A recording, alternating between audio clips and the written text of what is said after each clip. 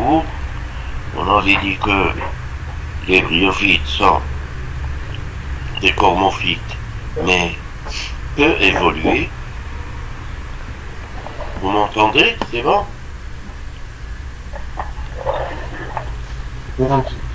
Oui, ça va. Ok, très bien. Donc je disais, les bryophytes sont des cormophytes peu évolués, car pour plusieurs raisons, pour plusieurs raisons, c'est que ces plantes sont de petite taille, incomplètes sans racines. Euh, on avait vu les détails de la... On avait dit que c'était en général des espèces dioïques, donc il existe des plantes mâles et des plantes femelles. On avait décrit la plante mâle, la plante femelle, etc. et la fécondation et la formation du sporophyte. On avait dit, pendant un temps sec, la soie ou pédicelle se recourbe, il y a chute de la coiffe, de l'opercule et libération des spores. Les spores, bien sûr, les spores sont à N chromosomes. Les spores sont à N chromosomes, bien sûr. Vous m'entendez, c'est bon? Est-ce que vous m'entendez? Oui, ça vous entend. C'est bon, très bien. Donc, lorsqu'une spore libérée, elle va être transportée par le vent à cause de sa faible taille et de sa forte déshydratation. Vous prenez des notes ici, c'est très important. C'est des choses que je n'ai pas décrites complètement dans le texte. Je répète, lorsque les spores sont libérés, la spore est à N chromosomes, les spores vont être emportées par le vent, les spores vont être emportées par le vent, car leur taille est très petite et leur poids est très faible, leur poids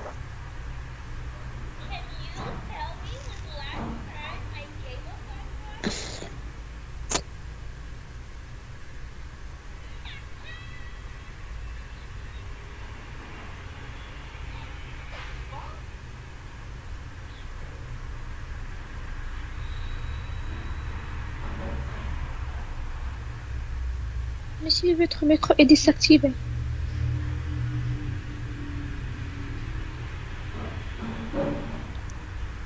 voilà. Mais attends.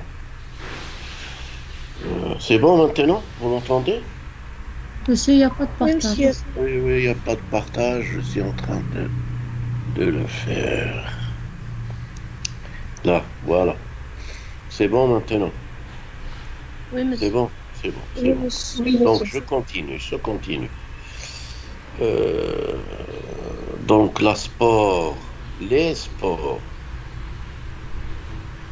à cause de leur faible poids dû à la forte déshydratation et à leur taille très petite, les spores qui vont être libérés vont être emportés très facilement par le vent.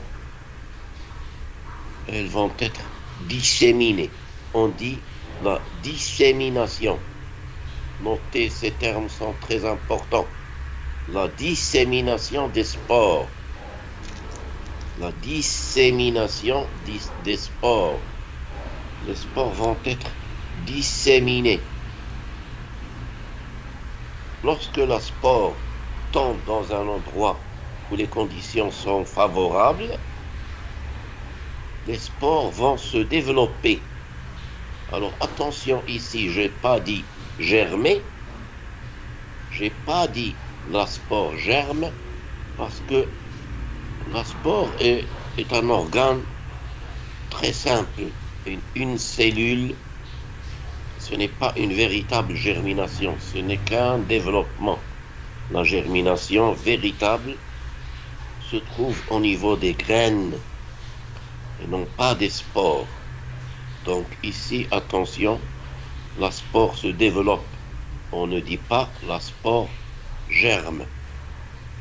Une spore qui se développe, elle va former un filament très fin et très ramifié qu'on appelle le protonéma.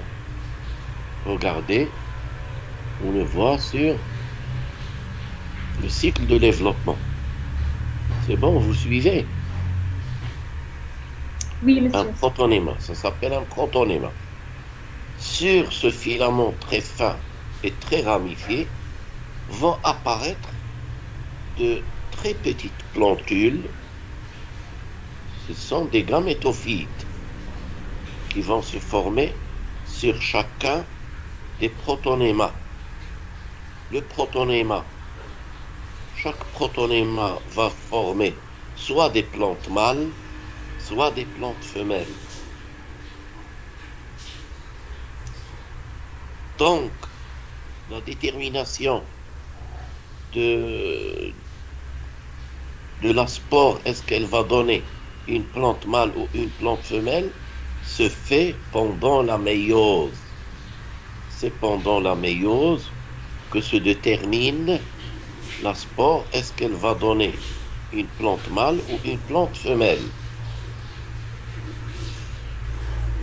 Alors, après formation des gamétophytes sur les protonémas, voilà, on continue. Donc, c'est ce que j'ai déjà décrit. C'est très simple, c'est facile. Sur les protonémas, chaque protonéma va donner soit des plantes femelles, et donc qui portent à leur extrémité des archégones, soit des plantes mâles, et donc qui portent à leur extrémité des entéridies. Les entéridies donnent des entérozoïdes. Les archégones forment l'oosphère à l'intérieur.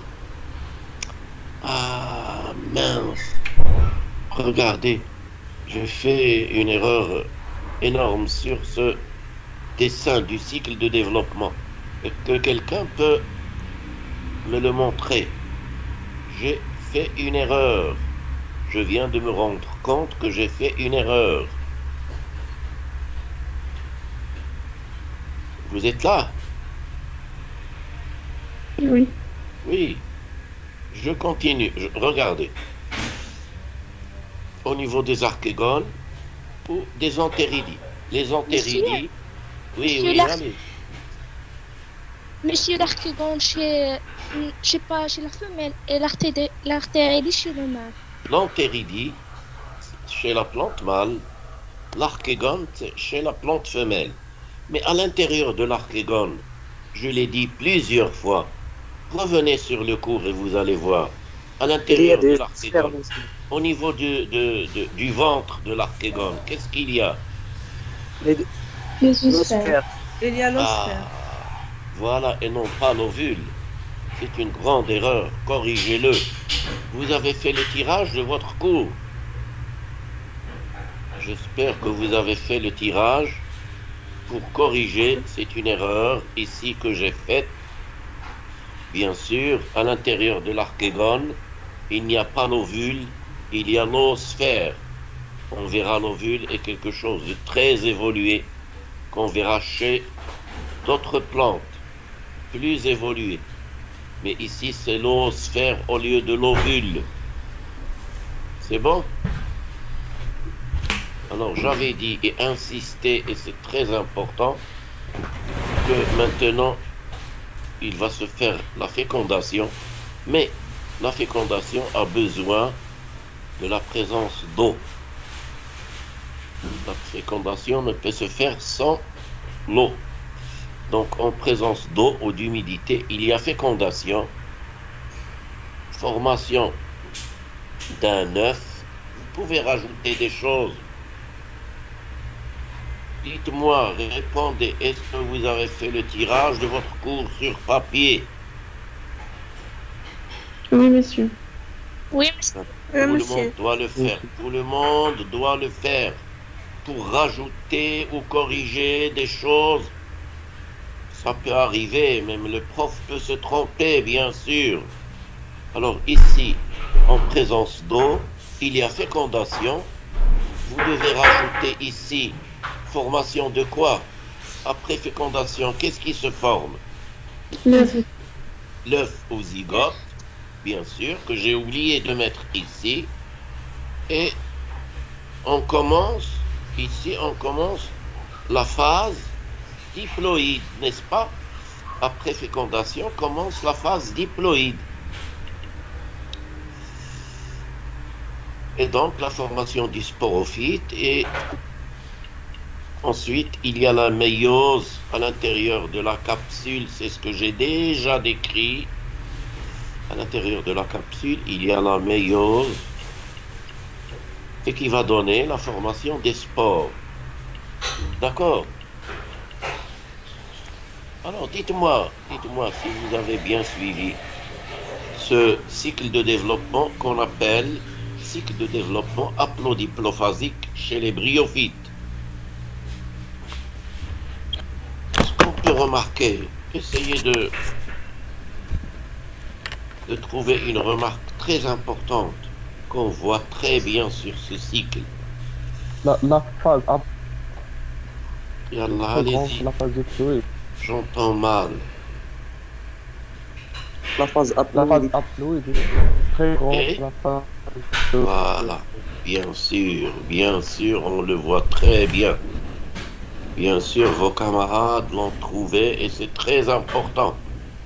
C'est très important parce que c'est l'un des critères qui montrent que les bryophytes sont des plantes moins évoluées parce que leur cycle de développement est à dominance de la phase haploïde. C'est vrai que c'est un cycle haplodiplophasique, oui, c'est vrai. Mais on remarque ici, et c'est très important, je répète, que le cycle de développement ici montre une dominance très importante de la phase haploïde par rapport à la phase diploïde. Donc, je récapitule très rapidement je résume, je récapitule les critères qui montrent que les bryophytes ne sont pas très évolués. Je les répète très rapidement. Suivez avec moi. Si vous pouvez les dire, allez-y. Allez-y, dites-les-moi. Les critères qui montrent que les bryophytes ne sont pas très évolués. Allez-y, chacun son tour. Dites-moi le premier critère. C'est la phase Allez-y, doucement, chacun à son tour. Yallah. Le premier critère. C'est la nécessité de l'eau pour la fécondation. Attendez, doucement. Oui, c'est un critère, oui. Mais attendez, le premier critère, c'est lequel? Il possède une petite taille. Petite taille, absolument. Ce sont des plantes de petite taille. Deuxièmement, Incomplet. Pas de racines. incomplet, absence de racines. Très bien. Troisièmement, Yallah, allez-y. Fécondation. Là, Fondation dépense totale. voilà. Le mode de fécondation nécessite la présence d'eau. On l'appelle la... Zoïdogamie. Voilà, exactement. On l'appelle la zoïdogamie. C'est un mode de fécondation qui nécessite la présence d'eau. C'est la zoïdogamie. Retenez ces choses sont très importantes. Retenez-les. Zid ensuite. La dépendance du Oui, L'absence de sporophyte. oui. Allez-y. Vous la avez- dépendance du sporophyte vis-à-vis du gamétophyte. Absolument. Ici, le sporophyte dépend totalement du gamétophyte. C'est une dépendance totale. C'est-à-dire que le sporophyte ne peut vivre en l'absence du gamétophyte, car il se développe sur le gamétophyte. Et donc, il dépend totalement du gamétophyte. C'est-à-dire, s'il arrive le moindre problème au gamétophyte, le sporophyte aussi va subir le même problème. C'est ça le critère suivant. Zid, quel est l'autre critère? L'absence de tissu conducteur. Oui, non, mais l'absence des tissus conducteurs, ça va avec l'absence des racines. On avait dit, les plantes, si les plantes n'ont pas de racines, ils n'ont obligatoirement pas de tissu conducteur. Donc, c'est pas un critère. Zid, un dernier critère, allez-y. La dominance de la phase haploïde. Bien sûr, bien sûr, bien sûr. C'est un critère très important, mais il faut le préciser. Dans le cycle de développement qui est haplodiplophasique, la phase haploïde est largement dominante par rapport à la phase diploïde. Et c'est un critère qui montre que ces plantes sont moins évoluées. Alors, je vous pose maintenant une question que l'on peut rajouter comme critère aussi. La plante, le gamétophyte ici, la plante, est-ce qu'elle est haploïde ou diploïde?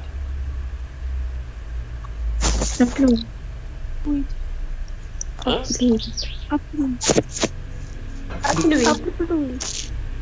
Haploïde, sûr?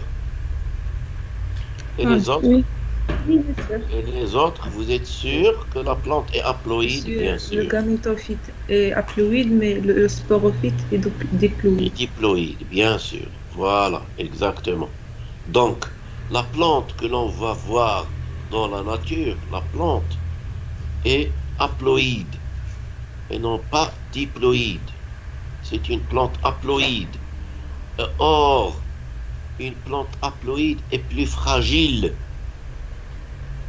qu'une plante diploïde. D'accord? C'est un critère aussi qui montre que ces plantes ne sont pas très évoluées. D'accord? Je répète.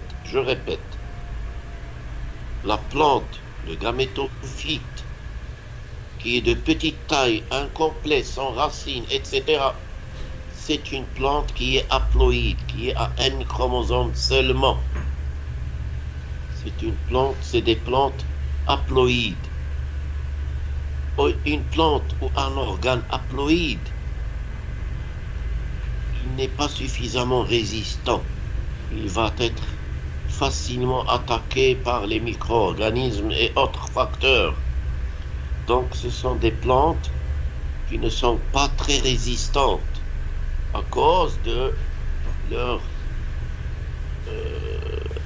contenu en ADN qui est à N chromosomes seulement. Vous comprenez?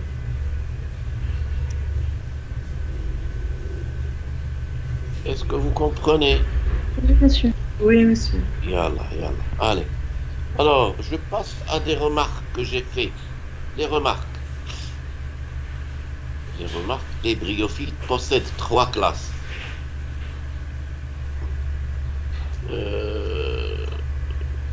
Donc, après les embranchements, on a les classes, n'est-ce pas? À l'intérieur des embranchements, il y a les classes. Chez les bryophytes, il y a 3 classes. Il y a les mousses. On ne va pas les détailler, seulement les connaître, c'est tout. Hein. On ne va pas les détailler. Les bryophytes possèdent 3 classes, les mousses, les hépatiques et les anthocérotales. On sait que les mousses représentent 70% des espèces chez les bryophytes. C'est pour ça que souvent, si vous voyez un livre sur les bryophytes ou quelque chose, des explications sur les bryophytes, on les appelle souvent des mousses. Les bryophytes sont appelés souvent des mousses. parce que les mousses sont largement majoritaires et occupent presque 70% des bryophytes. Voilà, donc le reste, je l'ai décrit, c'est rédigé sur votre polycopier. Je passe maintenant à la deuxième partie. C'est bon? D'accord? Oui, Répondez. d'accord. C'est bon? Je passe au chapitre 2. Je passe au chapitre 2.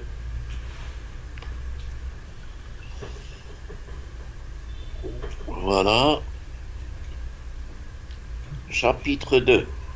Étude de l'embranchement des ptéridophytes. D'accord? Maintenant, ce sont les ptéridophytes. Et non pas les bryophytes. Les bryophytes, c'est le premier embranchement. Maintenant, on passe au deuxième embranchement. Chez les cormophytes, c'est l'embranchement des ptéridophytes. Bien sûr, ce sont des plantes plus évoluées que les bryophytes. Premièrement, parce que ce sont des plantes, maintenant, ce sont des plantes complètes. Ce sont des plantes complètes, c'est-à-dire des plantes qui possèdent les 3 organes d'une plante, c'est-à-dire la tige, les feuilles et les racines. Ce sont donc des plantes complètes. Ces plantes portent des racines obligatoirement. Elles possèdent aussi des tissus conducteurs. Des tissus conducteurs.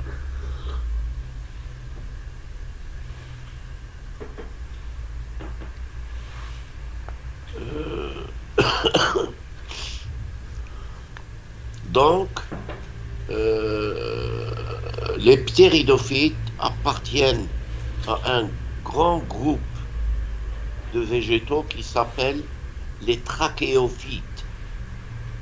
Trachéophyte vient de trachéide. Et les trachéides, ce sont des vaisseaux conducteurs, n'est-ce pas? Vous avez vu ça dans le cours de... sur la... Oui. Vous avez vu ça, n'est-ce pas? Les Oui. trachéides. Ok, Les trachéides, ce sont des vaisseaux conducteurs. parfait. Et donc,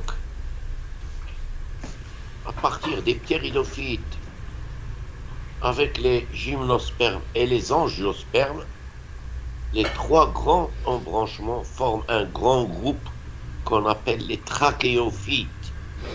Parce que toutes les plantes qui appartiennent aux trachéophytes possèdent des racines et automatiquement des tissus conducteurs.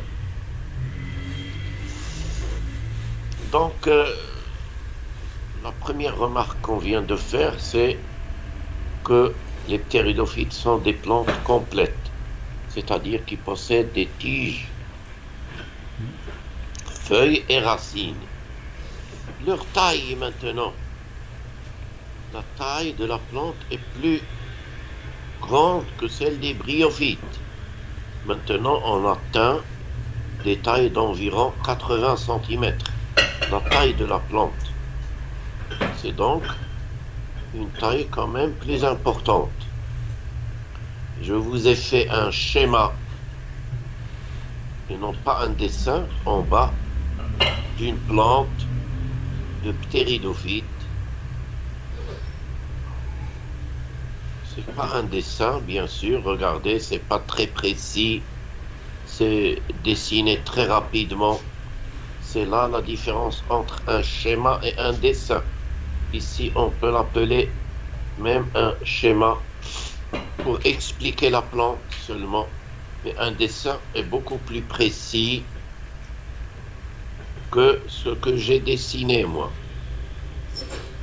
Alors, on voit sur ce schéma le niveau du sol. Hein? C'est à l'intérieur du sol. On a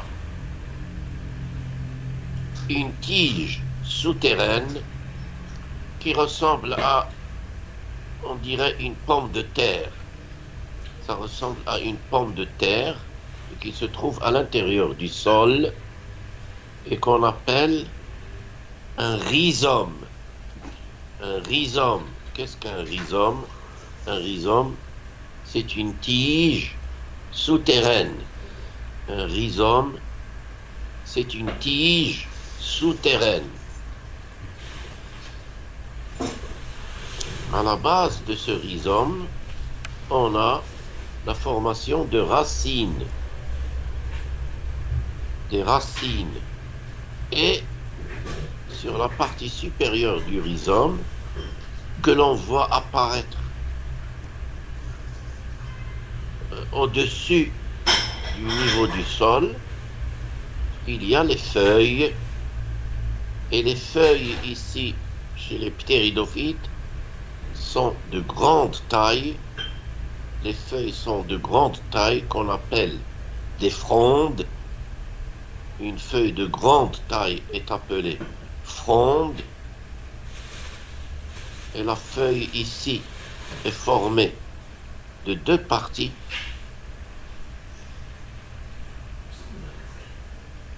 Au centre, il y a le rachis. Et sur le rachis, il y a les folioles. Et l'ensemble rachis plus folioles donne la fronde. Vous suivez? Oui, monsieur. Donc, si vous suivez le rachis, je reviens, je prends une feuille, n'importe quelle feuille d'une plante, n'importe quelle feuille d'une plante. Vous voyez une ligne au milieu de la feuille. C'est quoi cette ligne? Comment on l'appelle? Une ligne un peu plus claire. Nervure. C'est là? Nervure. Voilà, exactement. Centrale. C'est la nervure principale ou centrale. Vous suivez les autres? Oui, monsieur. Une feuille, n'importe quelle feuille, est traversée à son centre par une ligne. C'est une nervure. Et selon vous, une nervure est formée de quoi, une nervure? À l'intérieur de la nervure, c'est quoi? Laisse-moi un Comme faisceau tissu. cérébrovasculaire. Conducteur, monsieur. Du coup, Les tissus conducteurs. Bien sûr. l'exilaire. Les tissus conducteurs en général, comme vient de dire votre camarade, la nervure, ou toutes les nervures de toute façon, hein, toutes les nervures sont formées de tissus conducteurs. C'est eux qui vont se charger de conduire soit la sève brute, soit la sève élaborée. D'accord? Donc, on l'appelle une nervure. Alors, je reviens à ma question. Chez les ptéridophytes, je viens de dire, la fronde, qui est une grande feuille, est formée de deux parties, un rachis et des folioles. Maintenant, qu'est-ce que c'est que le rachis, selon vous? C'est la nervure principale. Yes. Absolument. J'espère que vous avez compris ça. C'est une grosse nervure. Parce que les feuilles sont de grande taille. Bien sûr, plus la taille est grande, plus la nervure est grande. Puisque ces plantes possèdent des feuilles de grande taille, leur nervure principale est de grande taille. Et on l'appelle ici un rachis, un rachis. D'accord? C'est bon. Alors, donc, je continue. Je répète les choses qui sont importantes. Je les répète très rapidement. je viens de dire, ce sont des plantes complètes.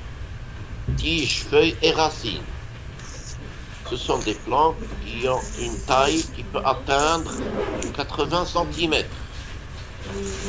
Ce sont des plantes qui sont formées donc de 3 parties, tiges, feuilles et racines. Mais la tige chez ces plantes n'est pas apparente, on ne la voit pas. Elle est souterraine. La tige est souterraine. Toutes les ptéridophytes possèdent une tige souterraine.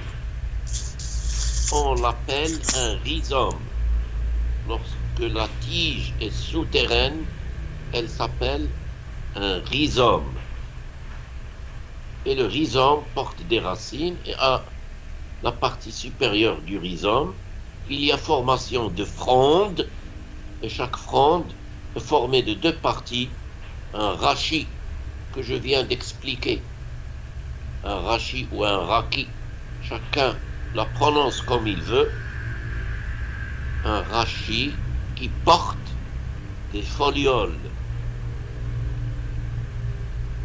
Et je viens d'expliquer, et vous l'avez compris, que le rachis ici est l'équivalent d'une grosse nervure. Et bien sûr, si on fait une coupe transversale au niveau du rachis, on va trouver surtout des tissus conducteurs. Je continue. Sur maintenant les folioles que je viens de décrire, portées par le rachis, les folioles. Regardez, ce sont des choses que je n'ai pas expliquées dans le texte, que vous devez noter sur vos cahiers de notes.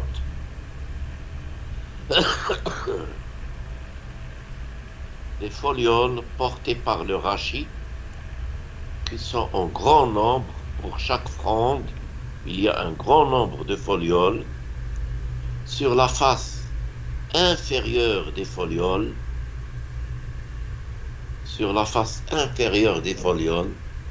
on va trouver un ensemble. Regardez, je vais directement sur les planches à la fin du texte. Directement, regardez, je suis ici à la planche, la première planche chez les ptéridophytes. Vous suivez? Oui, monsieur. Oui, monsieur. Oui. Alors, donc, ici sur le dessin, vous avez donc une plante avec le rhizome, les racines et la fronde que je viens de décrire. Sur la face inférieure, ajoutez des choses sur votre planche si vous avez le cours sur papier. C'est important. Sur la face inférieure des folioles, il y a la formation de sores de sporanges. Des sores de sporanges. Qu'est-ce qu'un sore de sporange? Un sore de sporange est formé de 2 parties. Un sore de sporange est formé de 2 parties. Il y a un grand nombre de sporanges qui sont recouverts ou protégés par une fine membrane appelée indusie.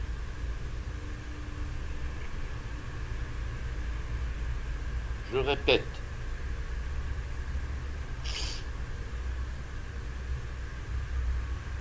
les folioles portées par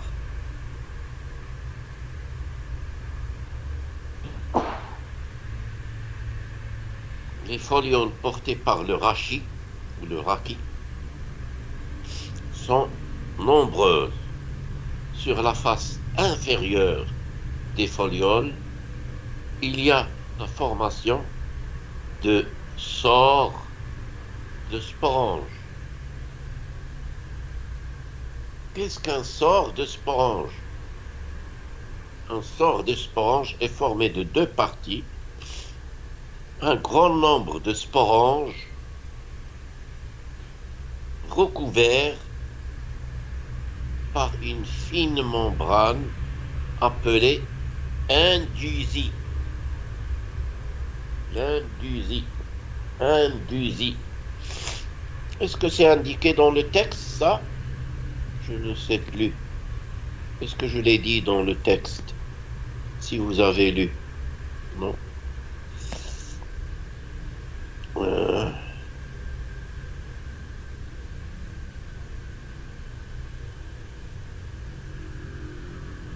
Je ne l'ai pas cité dans le texte. C'est pour ça que vous devez le noter. C'est bon, c'est noté. Oui, monsieur. C'est bon, c'est bon. Vous suivez, ça marche. Yallah.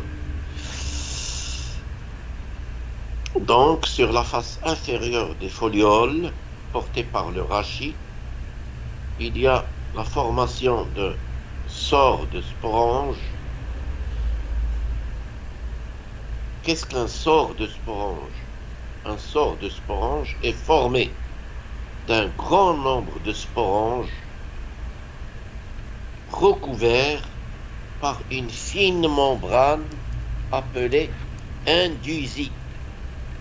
Est-ce que dans les dessins, il y a la légende indusie?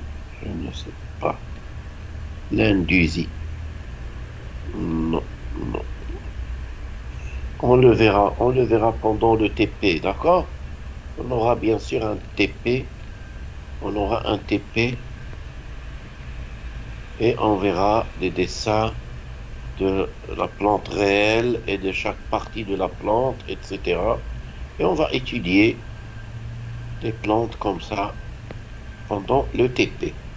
Et on verra ce que c'est que l'indusie. Maintenant, qu'est-ce qu'un sporange? Un sporange, je répète, un ensemble de sporanges recouverts par une indusie s'appelle un sore de sporange. Maintenant, j'essaie de décrire qu'est-ce qu'un sporange. Un sporange est formé de deux parties. Un sporange est formé de deux parties. Un pédicelle court. Je vais directement au dessin. Regardez. Voilà un sporange. La figure 23, le dessin à gauche.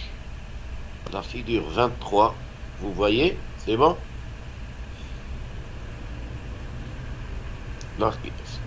La figure 23, le dessin à gauche.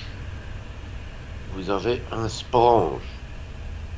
Donc un sporange est formé de deux parties, un pédicelle et une tête.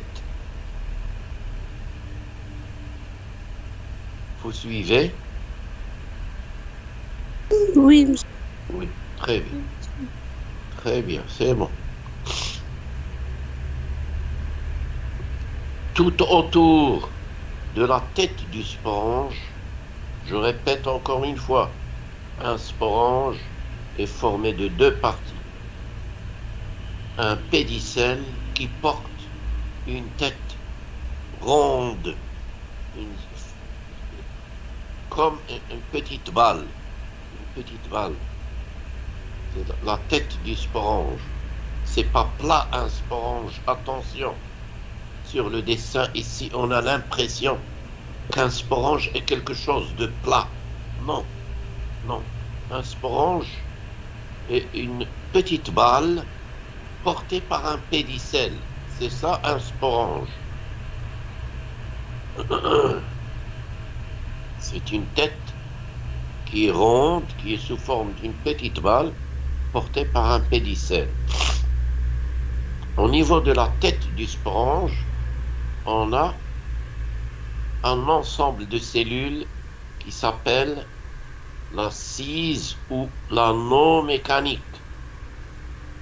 La cise ou l'anneau mécanique.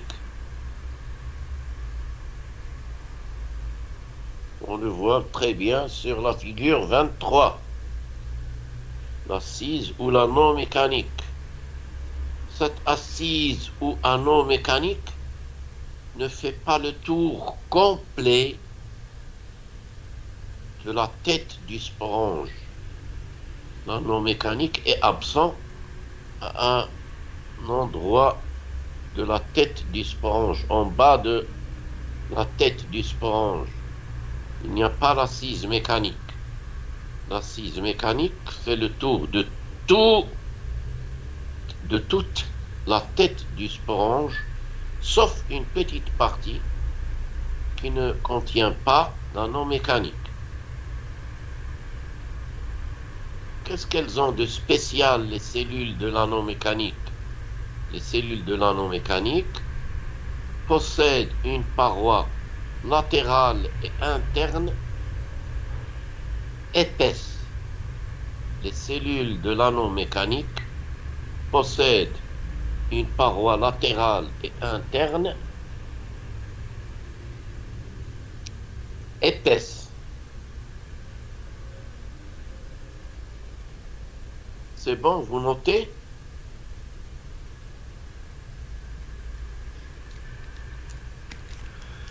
Vous prenez des notes, s'il vous plaît. C'est bon? Alors, maintenant, à l'intérieur du sporange, je reviens au texte.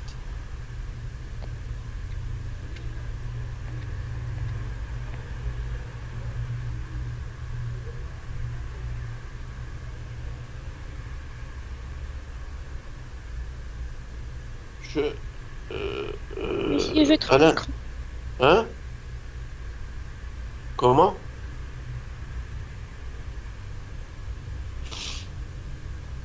À l'intérieur de chaque sporange, vous aviez une question à poser ou quoi? Non? Non. Allez, j'avance. Puisqu'il n'y a pas de questions, c'est que vous avez tout compris.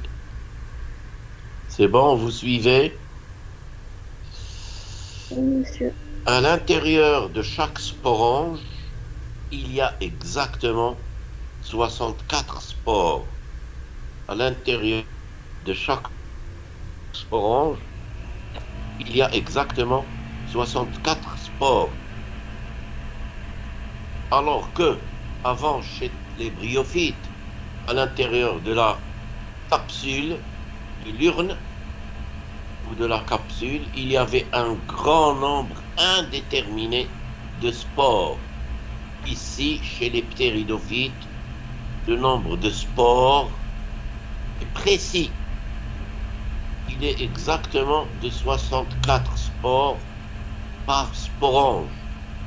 Sachant, c'est comme chez les bryophytes, c'est exactement la même chose.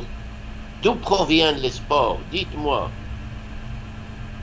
Ceux qui ont retenu des choses du cours sur les bryophytes.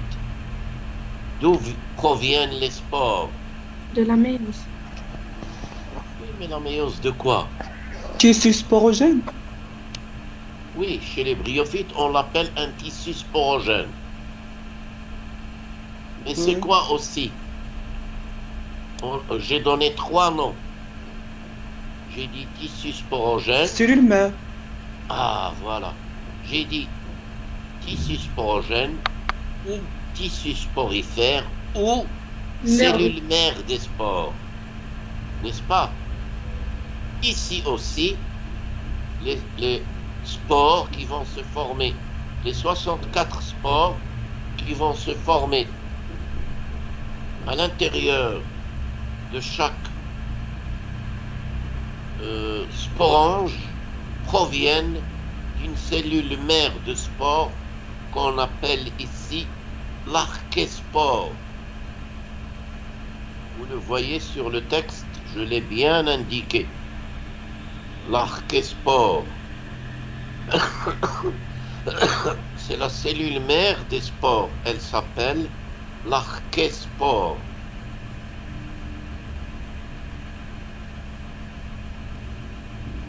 L'archéspore, et bien sûr, elle est à combien de chromosomes? C'est écrit sur le texte de toute façon. L'archéspore est à 2 N chromosomes, bien sûr. C'est la cellule mère des spores. Elle est à 2 N chromosomes. Qu'est-ce qu'il va lui arriver? Elle va subir tout d'abord 4 mitoses. Une cellule archéspore va subir 4 mitoses. On va obtenir combien de cellules?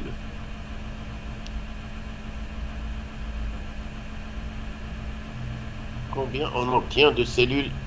Si on part d'une cellule, après 4 mitoses, combien on obtient de cellules? 16, n'est-ce pas? Oui. Bien sûr, et ce sont des mitoses, donc ne change pas le contenu chromosomique. Donc, C'est oui, archéspore, monsieur. voilà, archéspore à 2 N. Après 4 mitoses, on obtient 16 cellules à 2 N. Et ensuite, chacune de ces 16 cellules va subir la méiose. Et on obtient à la fin 64 cellules qui sont les spores et qui sont bien sûr, après méiose, elles seront à N chromosomes. Je viens d'expliquer ici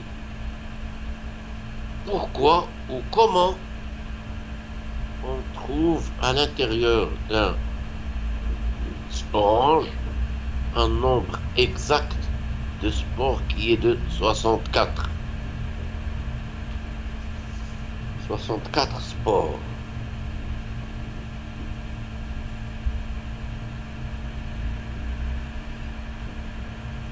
Maintenant, je reviens à l'assise mécanique. C'est bon, vous suivez, s'il vous plaît. Est-ce que vous suivez? Oui, monsieur. C'est bon. Alors, le rôle de l'assise ou de l'anneau mécanique, il n'est pas là par hasard. De toute façon, rien ne se fait par hasard.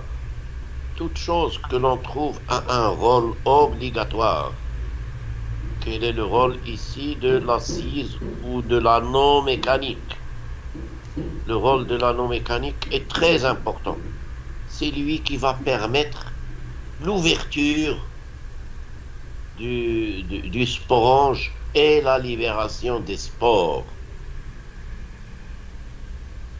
Mais je l'ai déjà dit pour les bryophytes, et c'est exactement la même chose pour les ptéridophytes.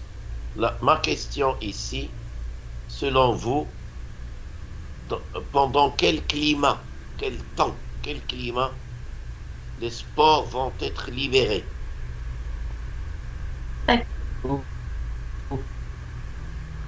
Je l'ai déjà expliqué pour les bryophytes. C'est la même chose chez les ptéridophytes. Climat sec,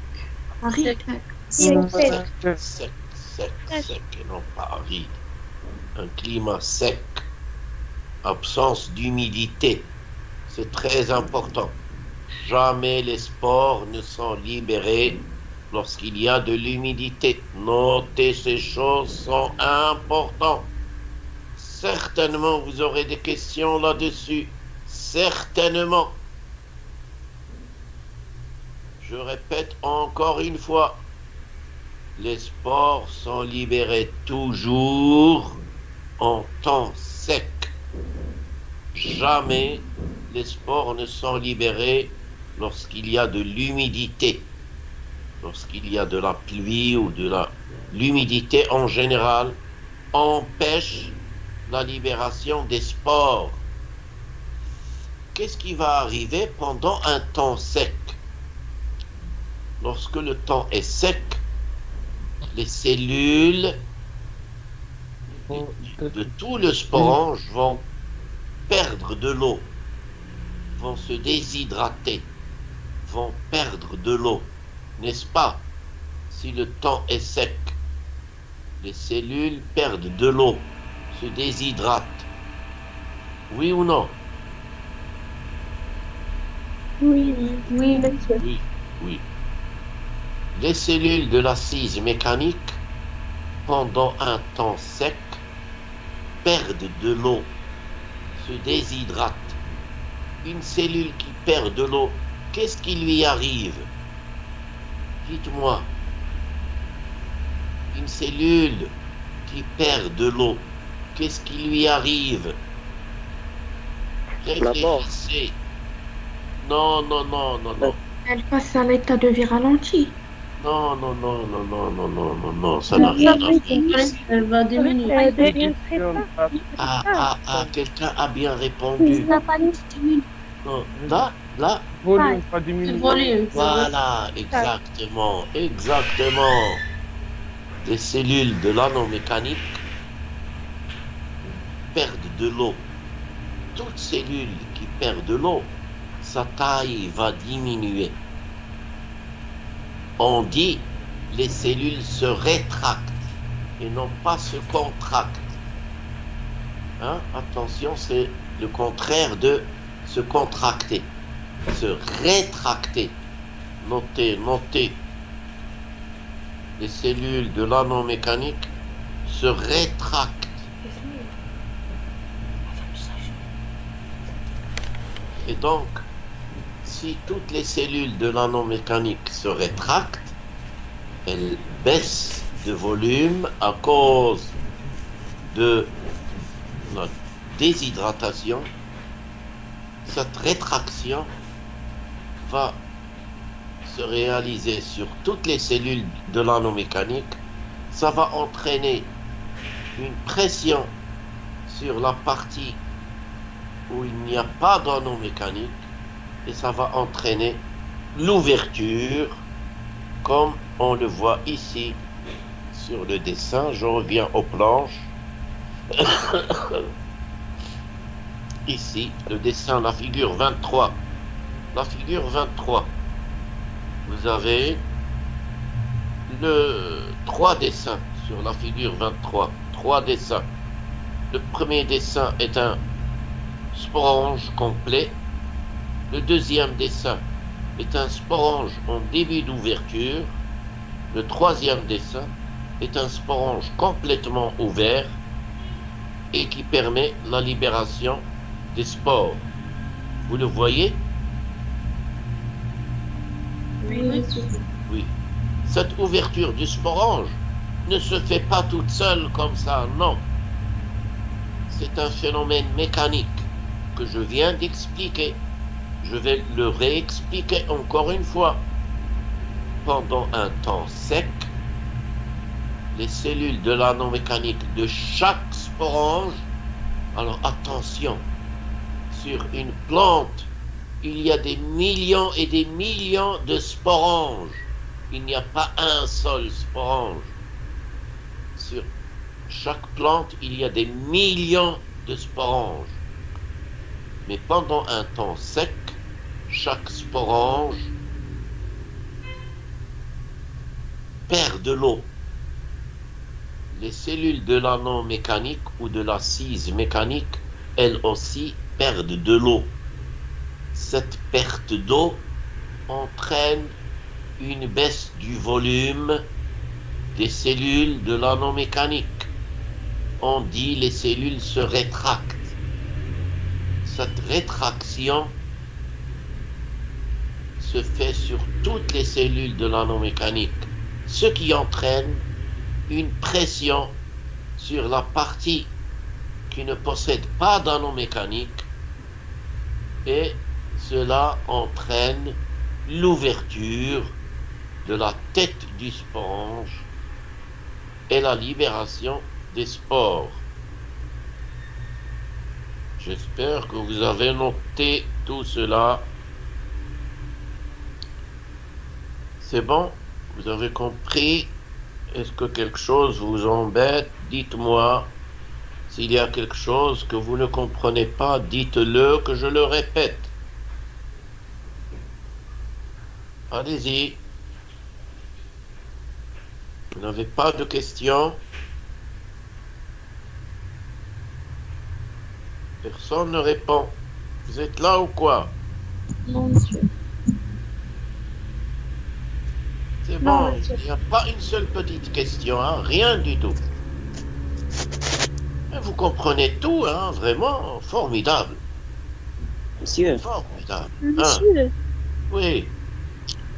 monsieur, dans le sporange, on voit la direction du sport. Dans le sporange, Oui. La libération du sport, mais la direction du sport vers le sporange. la direction des sports. Oh non, c'est juste des flèches pour montrer que ce sont des sports. Mais il n'indique pas de direction, hein. C'est des flèches pour la légende. Ce n'est pas une direction indiquée ici. C'est juste la légende. C'est ça que vous voulez dire? Hein? Oui, monsieur. Non, non, non, non, non. Il n'y a pas de direction ici. C'est juste des flèches pour montrer la légende, c'est tout. Si vous n'avez pas d'autres questions? Non. Monsieur, Oui. répétez s'il vous plaît cette Monsieur. phénomène. La partie laquelle que je Monsieur. répète. La pression, cette pression. Comment se fait l'ouverture du sporange? Oui, C'est monsieur. ça? Comment se fait l'ouverture du sporange? Je vais la répéter. Et à la fin, je vais vous donner aussi un mot qui est très important et que vous devez retenir. Je vais le donner à la fin.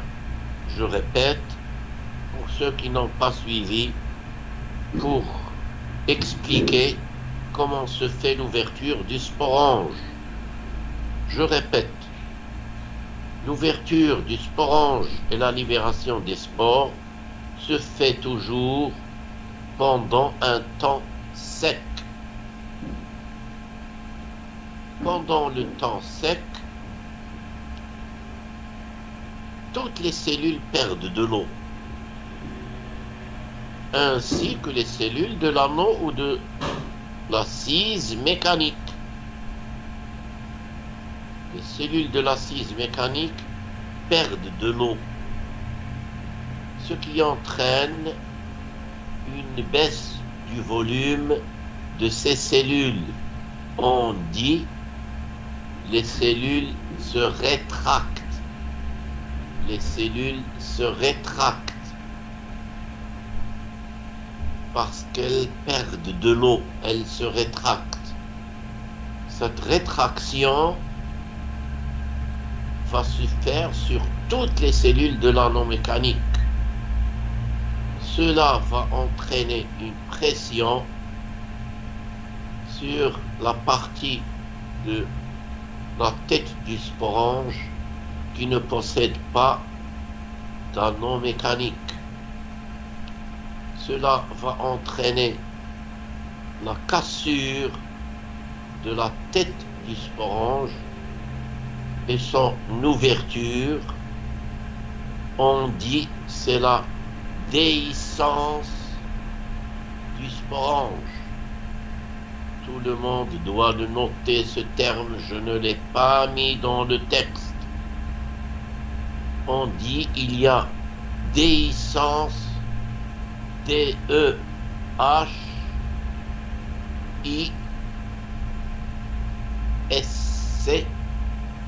E-N-C-E, D-E-H-I-S-C-E,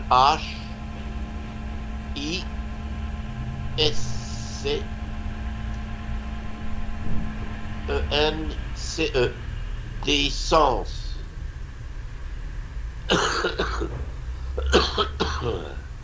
C'est la déhiscence du sporange. C'est un terme très important que l'on doit utiliser pour dire l'ouverture. Depuis tout à l'heure, j'ai dit le sporange va s'ouvrir. Le terme plus précis ici, c'est la déhiscence du sporange, qui veut dire l'ouverture du sporange. Et donc, après déhiscence, il y a libération des spores. C'est bon. Après, donc, maintenant, je reviens au texte.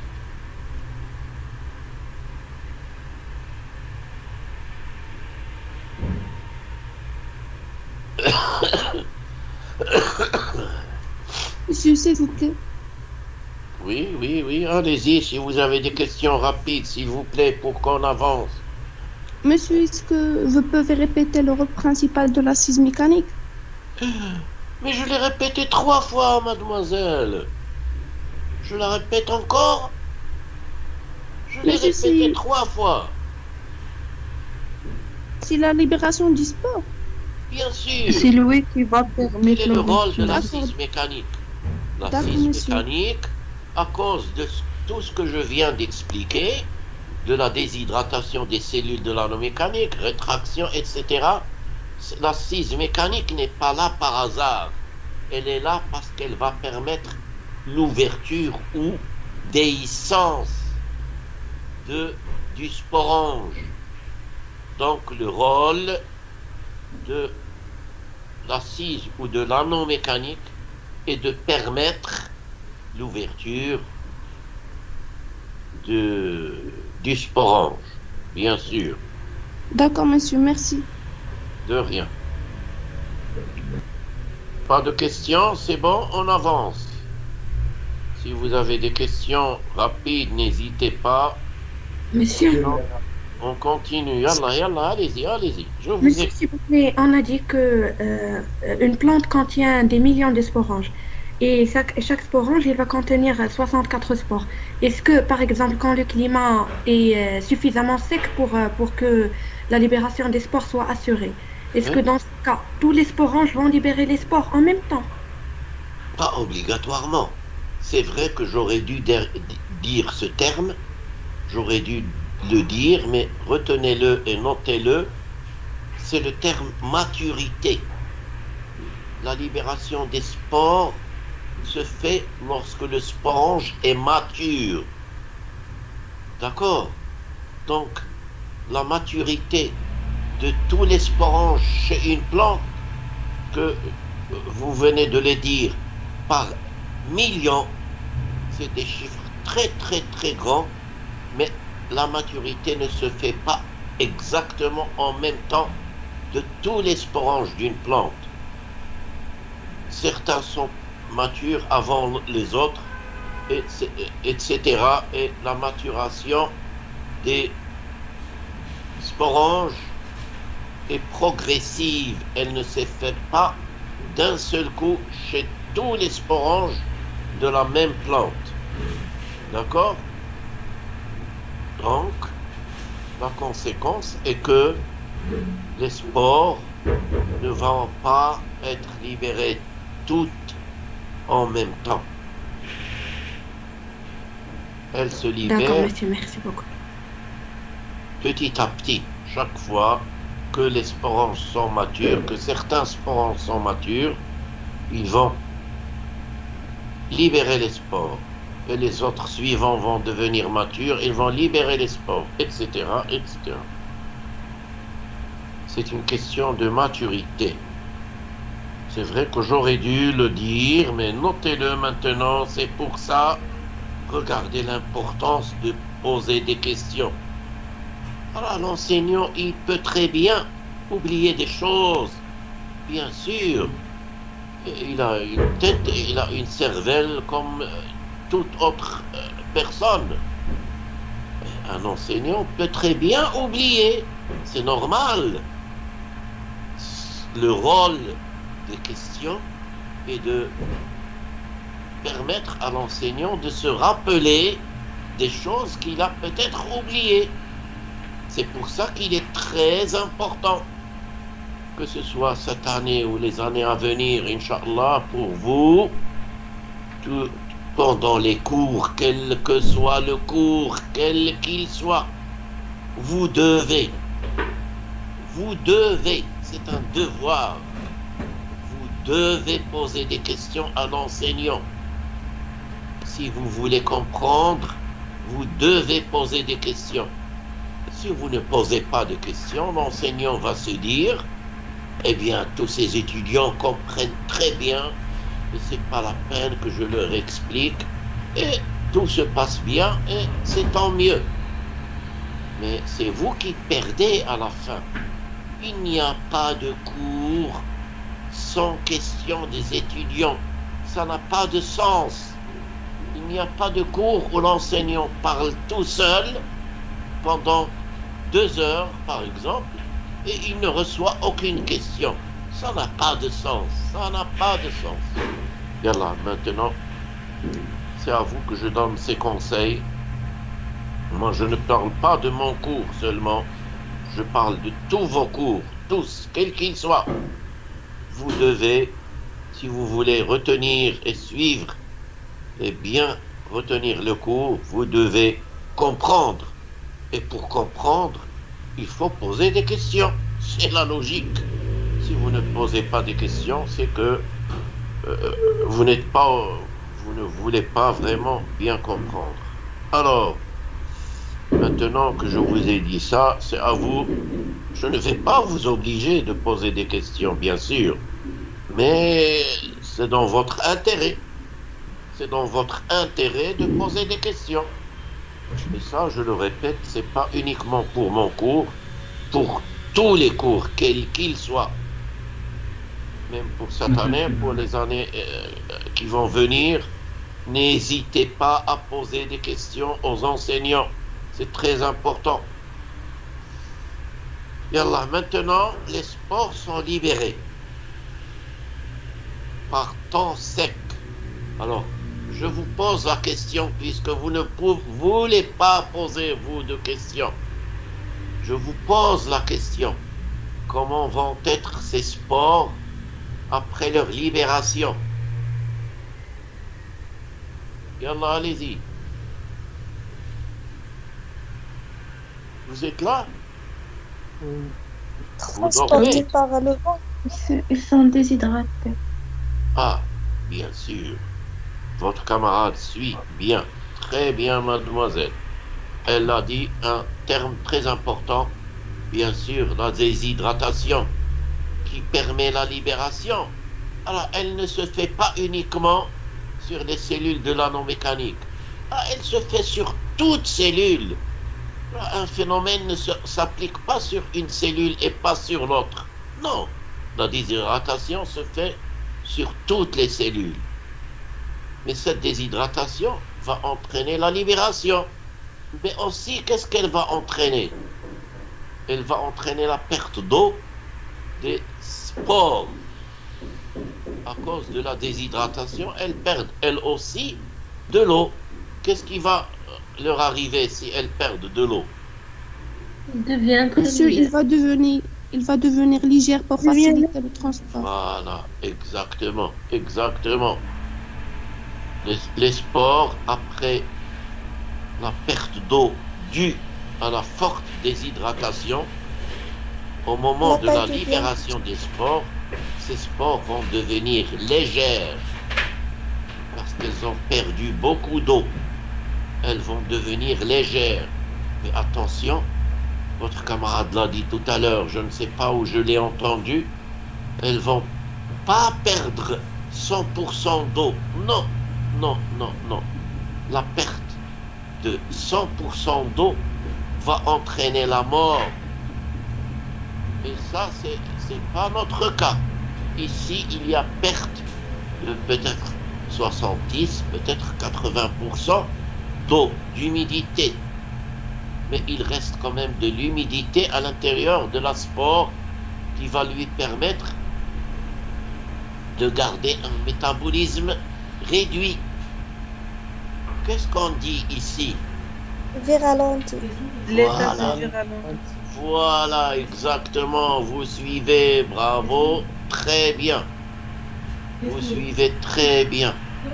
Les sports, pendant un temps sec, vont perdre de l'eau. Cette perte d'eau va entraîner deux choses importantes. Deux choses.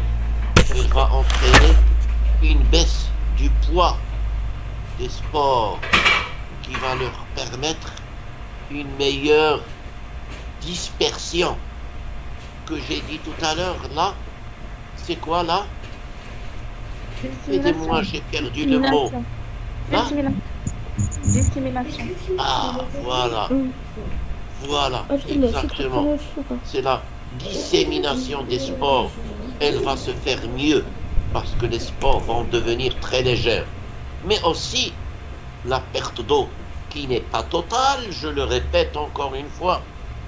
La perte d'eau, elle n'est pas totale, sinon elle va entraîner la mort. La perte d'eau est une forte perte, oui, mais pas totale.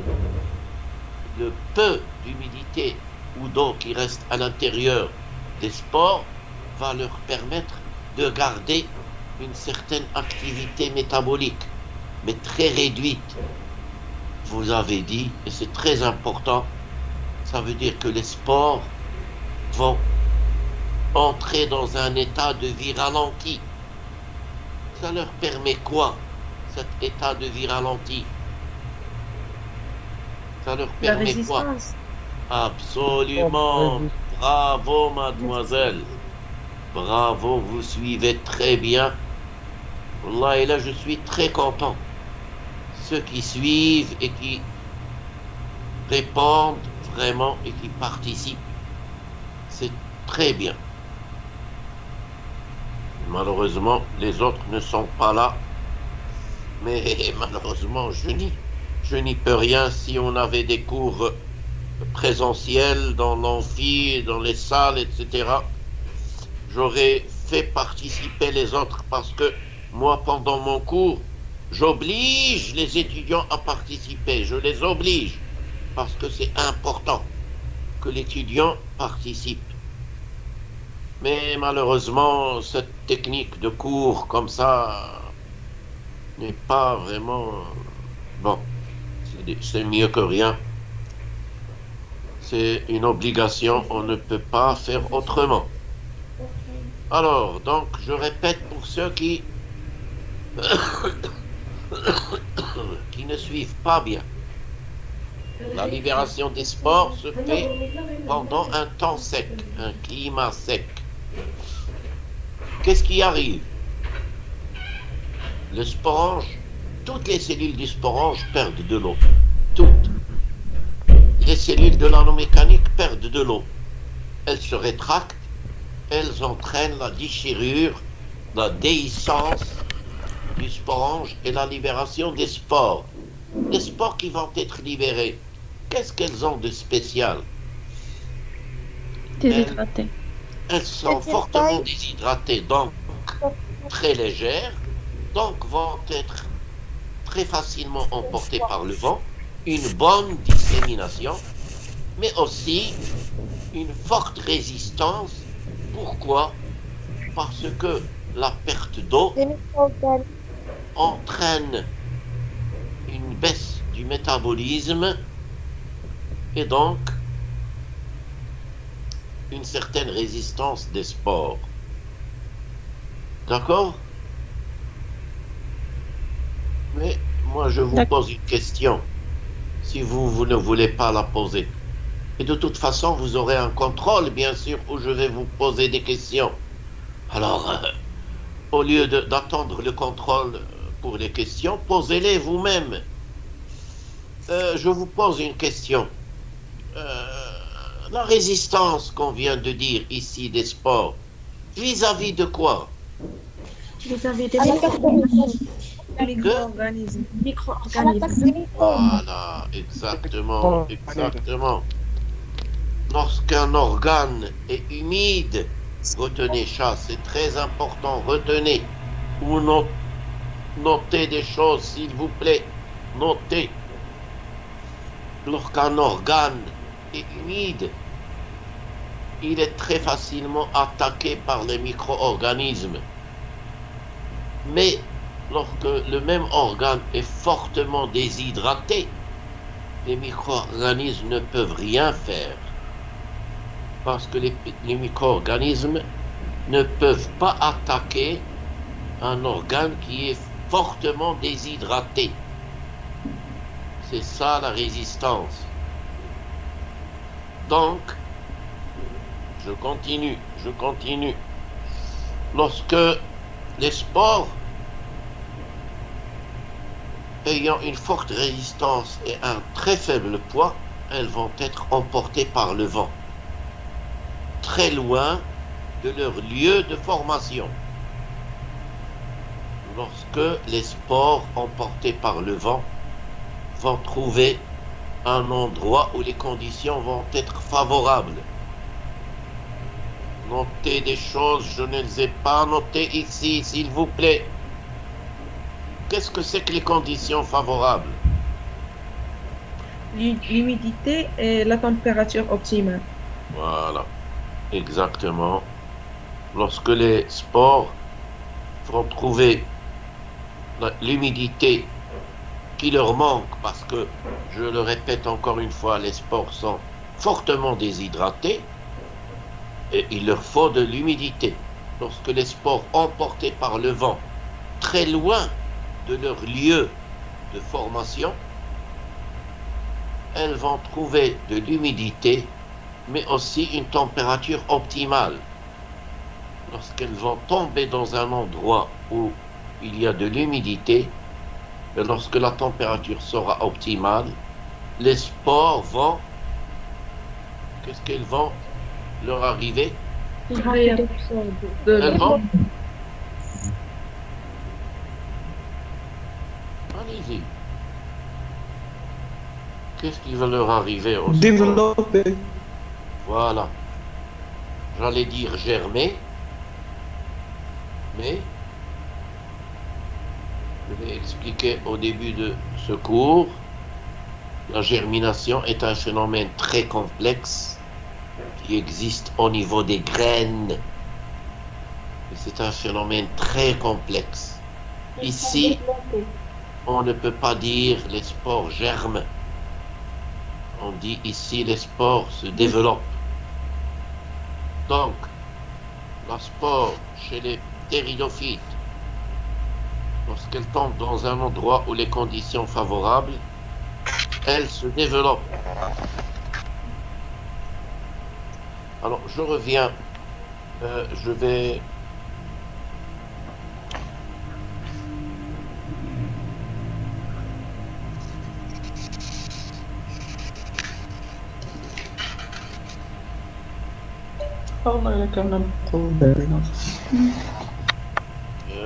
je vais voir la planche.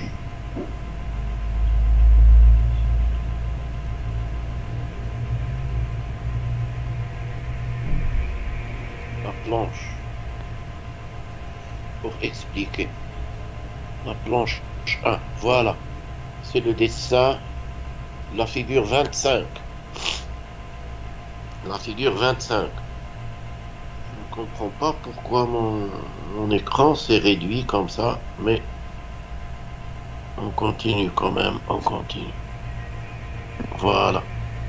Voilà, ça va mieux maintenant. C'est bon? Oui, monsieur. Allez. Donc la figure 25, ce sont les stades. Alors regardez, qu'est-ce que j'ai fait comme erreur sur cette figure? Dites-moi, ceux qui suivent, quelle est l'erreur que j'ai fait sur cette figure? Lisez le titre de la figure. La germination. Ah, voilà. Voilà, j'ai mis figure 25, germination d'une spore et formation d'un protal. Non. Vous barrez la germination et vous mettez à côté développement. Voilà, exactement. Alors, donc, ce développement se fait en plusieurs étapes. Regardez, je suis en train de décrire les étapes du développement d'une spore chez les ptéridophytes. Lorsqu'une spore... Dites-moi déjà, les spores ici sont à N ou à 2N chromosomes? Dites-moi rapidement. Un chromosome. À N chromosomes, bien sûr, elles sont à N chromosomes. Bien sûr. La spore, lorsqu'elle trouve les conditions favorables, présence d'humidité et température optimale, qu'est-ce qui lui arrive? Elle se développe. La cellule de la spore va commencer des divisions dans un seul sens. Dans un seul sens. Il y a formation d'un protale filamenteux. C'est le protale filamenteux. C'est ce qu'on voit sur le dessin numéro 2. Dessin numéro 1, c'est la spore qui se développe. La cellule de la spore commence des divisions dans un seul sens. On obtient le dessin numéro 2 qu'on appelle protale filamenteux. Ajoutez des choses, écrivez sur votre dessin, rajoutez des choses. Ici, le dessin numéro 2 représente un protale, on l'appelle protale filamenteux. C'est un filament. Ensuite, le protale filamenteux commence à se diviser dans les deux sens.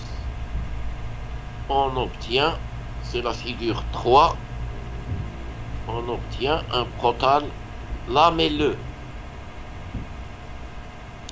Et enfin, les divisions arrivent dans les trois sens et on obtient un protale à la fin qui est appelé protale cordiforme. Protale cordiforme. Je répète, la formation du protale chez les ptéridophytes se fait en plusieurs étapes. La première étape, la spore, lorsqu'elle trouve les conditions favorables, va se développer, sa cellule va se diviser dans un seul sens, formant un protale filamenteux.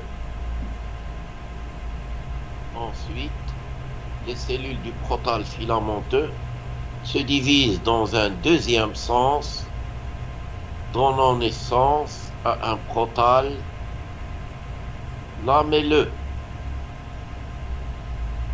Et enfin, les cellules du protale lamelleux se divisent dans un troisième sens,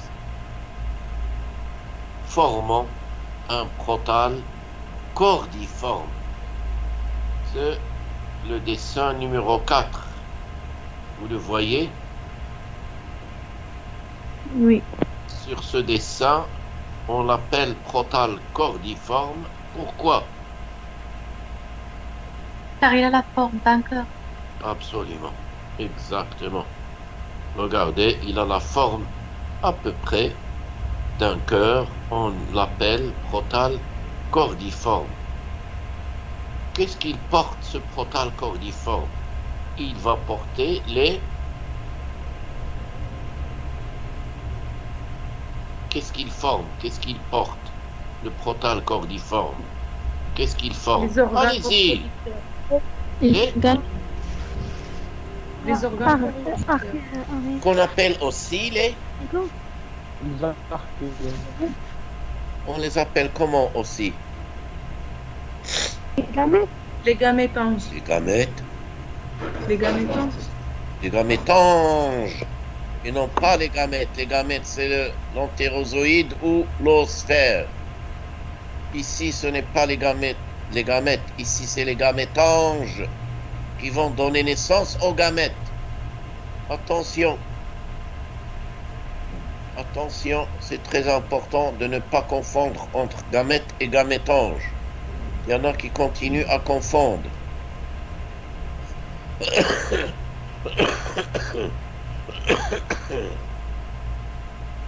Alors, si on regarde sur ce dessin, la figure 25, le dessin numéro 4, c'est un protal cordiforme.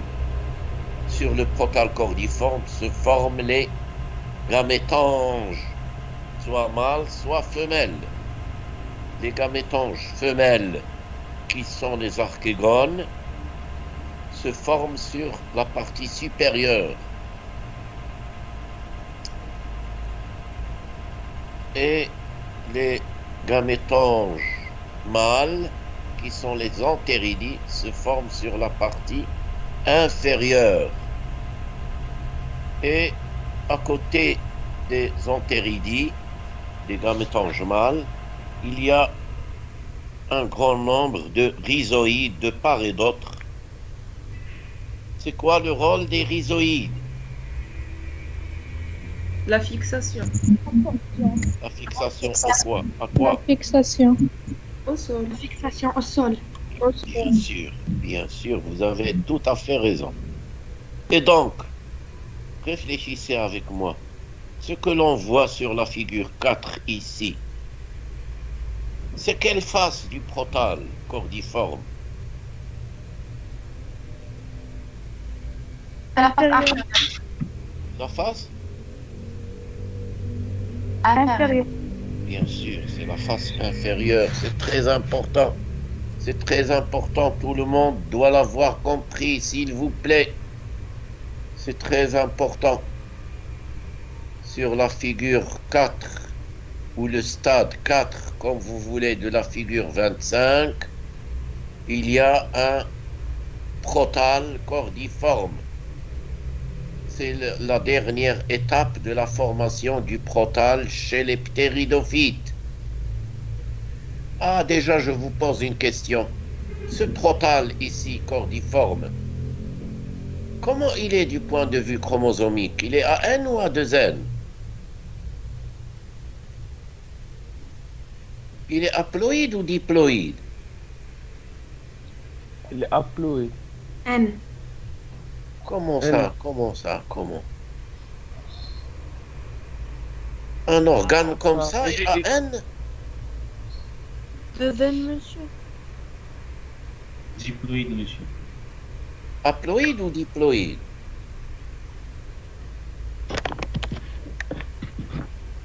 Monsieur, c'est Haploïde. Haploïde. Je vous ai fait changer d'avis, vraiment, comme ça, parce que vous ne réfléchissez pas. Monsieur, c'est le résultat du développement du sport à N, c'est-à-dire N. Bien sûr, ça provient d'une spore, c'est comme ça qu'on doit répondre.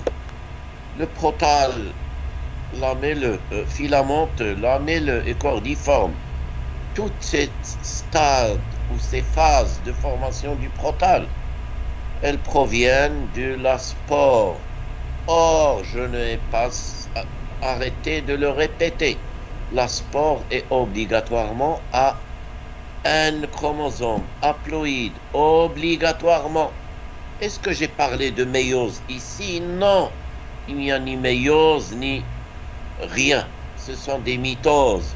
S'il y a des mitoses, c'est que si la spore est à N, le résultat de la spore à la fin est à N aussi, haploïde. Obligatoirement, le protal cordiforme est haploïde ou diploïde? Haploïde. Haploïde. Bien sûr, haploïde. Bien sûr qu'il est haploïde. Donc, vous l'avez compris, puisqu'il y a des rhizoïdes sur cette face du protal cordiforme, c'est que c'est la face inférieure qui se trouve contre le sol. Une dernière petite question. Qu'est-ce qu'on peut remarquer ici au niveau du nombre d'archégones et d'entéridies? Vite, vite, vite, vite. Les nombres d'entéridies supérieurs au nombre des archégones. Bien sûr, regardez vos camarades qui suivent très bien. c'est bien. Regardez, comme vient de dire vos camarades, le nombre d'entéridis est très supérieur au nombre d'archégones. Regardez le nombre d'archégones, on peut même le compter facilement. Il y a une dizaine, un peu moins de 10, 4, 7, 9, exactement ici. Et le nombre d'entéridis, combien il y en a? Il y en a peut-être 40 ou 50 ou même plus. Donc le nombre d'entéridis est largement supérieur au nombre d'archégones. Pourquoi? Est-ce que c'est pas hasard? Pour augmenter les chances de la fécondation. Bien sûr. Toujours, il y a une raison pour quelque chose.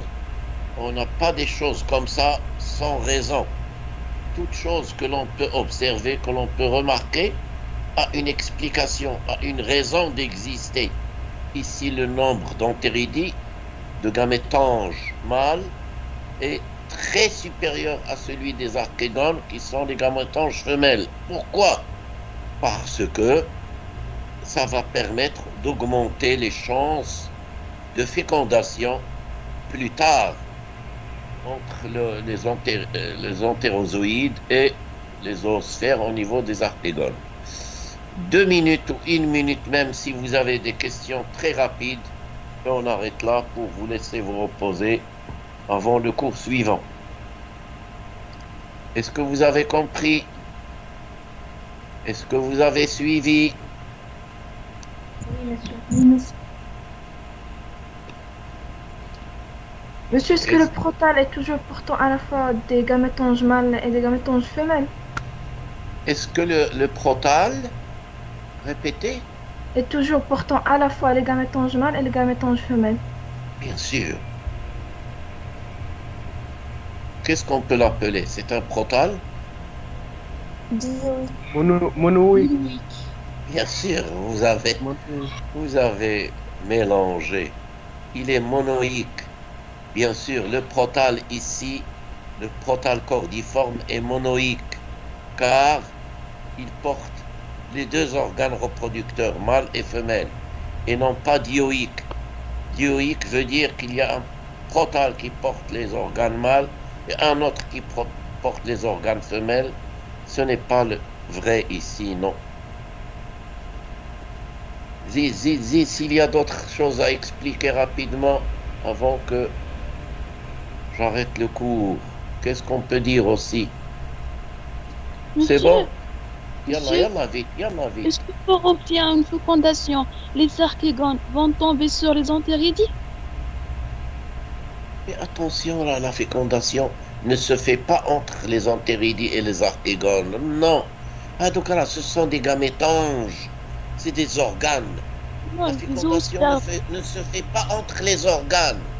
La fécondation se fait entre les gamètes que forment ces organes. Et c'est ça qu'il faut retenir obligatoirement. Alors on ne dit pas l'entéridie va féconder l'archégone. Non. C'est l'oosphère. L'entérozoïde qui va féconder l'oosphère. Et tout ça, vous devez le retenir obligatoirement. Si vous ne comprenez pas ça, si vous ne le retenez pas, c'est que vous n'avez pas bien suivi. Yallah, qu'est-ce qu'il y a d'autre? Allez-y. C'est bon? Monsieur? Oui, vite. S'il vous plaît, avant la fécondation, on a le petit rhidophyte est plus évolué. D'après la fécondation, on a Non, on n'est pas encore à la fécondation, hein, s'il vous plaît. On n'a pas encore expliqué la fécondation et la suite. La formation du sport. Non. Comment? D'après la formation de sport et développement.